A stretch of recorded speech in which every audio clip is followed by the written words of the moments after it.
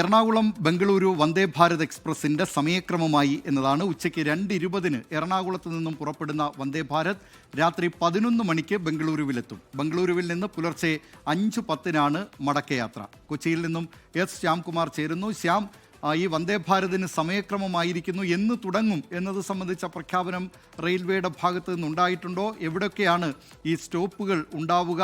എപ്പോൾ കൊച്ചിയിൽ നിന്ന് പുറപ്പെട്ട് എപ്പോൾ ബംഗളൂരുവിലെത്തും? ബംഗളൂരുവിൽ നിന്നുള്ള മടക്കയാത്രയെ സംബന്ധിച്ചുമൊക്കെയുള്ള കൃത്യമായ വിവരങ്ങൾ, ടൈം ടേബിൾ ലഭ്യമായിട്ടുണ്ടോ? ശ്യാം.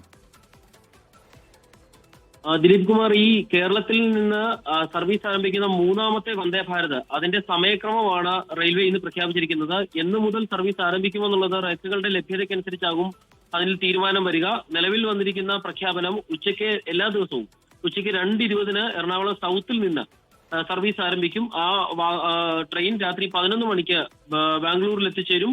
പിറ്റേ ദിവസം പുലർച്ചെ 5:10 തിരികെ യാത്ര ആരംഭിക്കും.